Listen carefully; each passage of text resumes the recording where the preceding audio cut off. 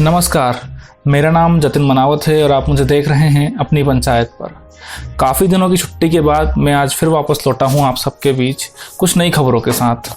आज की ताज़ा खबर यह है कि मोदी जी के पिछले चुनाव के बाद आज उनको 1 साल पूरा हो गया है। वैसे तो मोदी जी 6 साल से हमारे प्रधानमंत्री हैं, लेकिन पिछले साल जो चुनाव हुए थे उसके बाद आज मोदी जी को 1 साल पूरा हो गया है। इसी 1 साल के पूरे होने पर मोदी जी ने आज ट्विटर पर एक पत्र जारी किया है।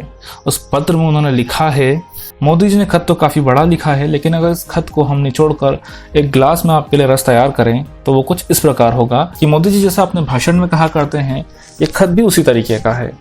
इसमें उन्होंने बात की है कि 2014 में आपने देश में एक बड़े परिवर्तन के लिए वोट किया था। उसके बाद देश में काफ़ी बदलाव आए। देश में अंत्योदय योजना के साथ गरीबों का जीवन आसान हुआ। उसके बाद उन्होंने GST, one rank one pension, air strike, surgical strike, MSP जो किसानों की बहुत पुरानी मांग थी उसको ही पूरा किया है। देश में अनेक आवश्यकताओं की पूर्ति की इसमें बात भी की गई है। सबका साथ, सबका विकास और सबका विश्वास इसमें भी उन्होंने निचोड़ा गया है।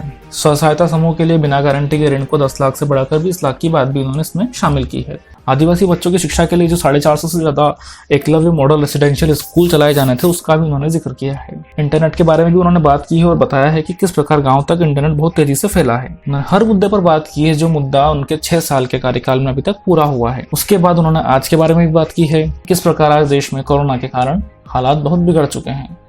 हालातों को बिगड़ते हुए उन्होंने ये भी बोला है कि किस प्रकार देश में मजदूरों को, गरीब तबके को कितनी मुश्किलों का सामना करना पड़ा है। इन मुश्किलों के बावजूद आज देश आत्मनिर्भर बनने की कगार पर खड़ा हुआ है। आत्मनिर्भर वाले वाक्य को भी उन्होंने खत में मेंशन किया है। उन्होंने अभी तक सार्वजनिक रूप से यह तो नहीं बोला है कि हम स्वदेशी चीज़ों का इस्तेमाल चालू करें, लेकिन उन्होंने हर तरीके से यह हिंट देने की कोशिश की है कि हम स्वदेशी चीज़ों को अपनाएं। इस खत के आखिर में उन्होंने लिखा है कि किस प्रकार आपने मुझ पर विश्वास दिखाया, अपना प्रेम दिखाया।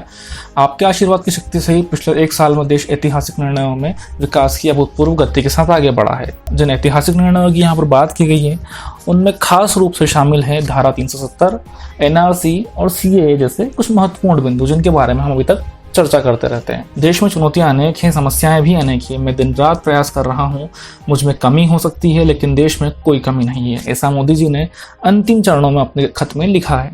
मोदी जी ने एक बहुत ही सही बात इस लेटर में कही है जो हम सबको भी समझ लेना चाहिए। उन्होंने कहा है कि 130 करोड़ भारतीयों का वर्तमान और भविष्य कोई आपदा या कोई विपत्ति तय नहीं कर सकती। हम हमारा वर्तमान भी खुद तय करेंगे और अपना भविष्य भी। हम आगे बढ़ेंगे, हम प्रगति पथ पर दौड़ेंगे, हम विजयी भी होंगे। हमारे यहाँ कहा गया है, कृतं में दक्षिणे हस्ते जयो में सव्य आयतः, यानी हमारे एक हाथ में कर्म और कर्तव्य है तो दूसरे हाथ में सफलता सुनिश्चित है। देश की निरंतर सफलता, इसी कामना के साथ मैं आपको पुनः नमन करता हूँ। आपके और आपको परिवार को मेरी हार्दिक शुभकामनाएं। स्वस्थ रहिए, सुरक्षित रहिए, जागृत रहिए और जागरूक रहिए। अंत में लिखा है आपका प्रधान सेवक नरेंद्र मोदी। तो ये थी वो बात जो मोदी जी ने आज अपने खत में दी है।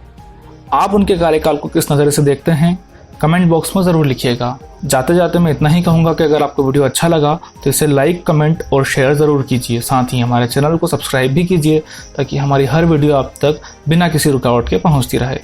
धन्यवाद।